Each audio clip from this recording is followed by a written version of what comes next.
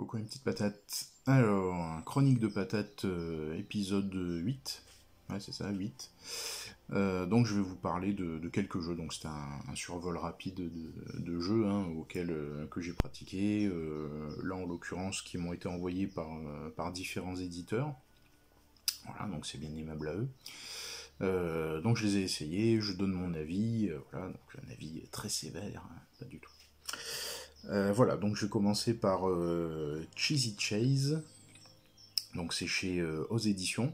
Oz Éditions qui a des petits soucis actuellement. Donc si vous pouvez les soutenir, c'est un petit éditeur. Voilà, donc c'est vers eux qu'il faut se tourner. Et puis il faut les aider, tout simplement. Donc Cheesy Chase, voilà, ça se présente comme ça. Il y aura une boîte, ne vous inquiétez pas.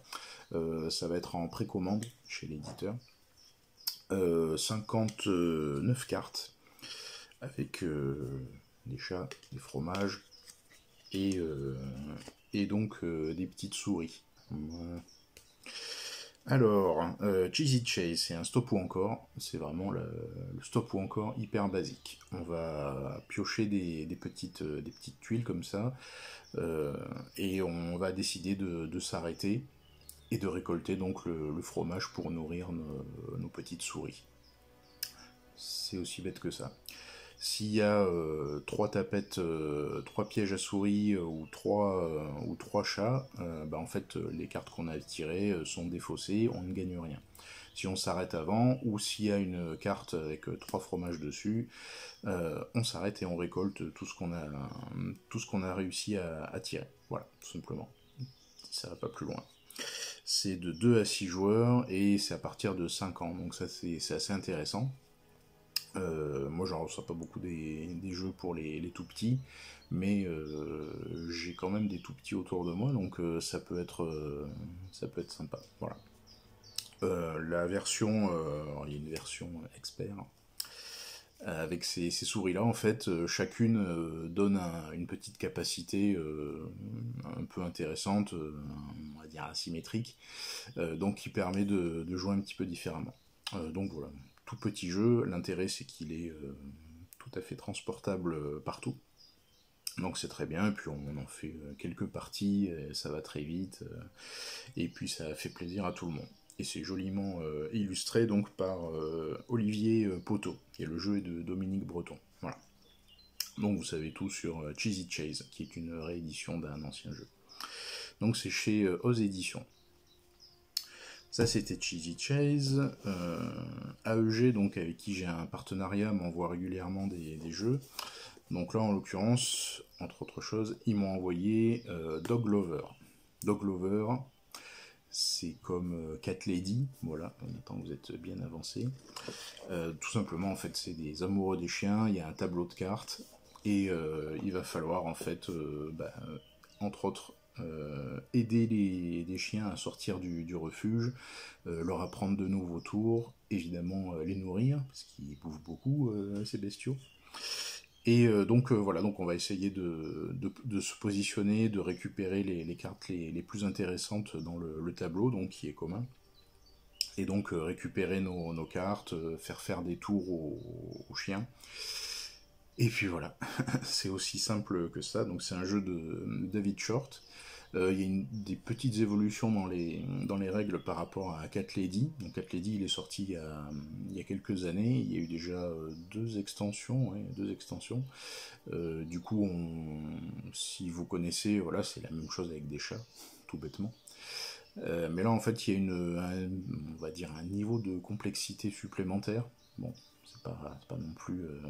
c'est un tableau de cartes basique aussi, hein, voilà. C'est très fluide, c'est très dynamique, c'est très rapide aussi. Je sais pas combien ils ont annoncé sur Cat Lady, en fait c'était annoncé, 30 minutes. En 20 minutes c'est plié quoi. C'est pas du tout désagréable, hein, c'est même très agréable. Donc après vous pouvez faire le défi Cat Lady Dog Lover, hein, voilà. Donc joli matériel, jolie illustration bien sûr, un bon petit jeu que je vous recommande. Et pour finir, j'ai Cosmo Ludo qui m'a envoyé des jeux. Donc là je vais vous parler Pantarai. Donc c'est un jeu qui se joue à deux, donc de Claude Leroy et Tom Delay, avec comme matériel ceci.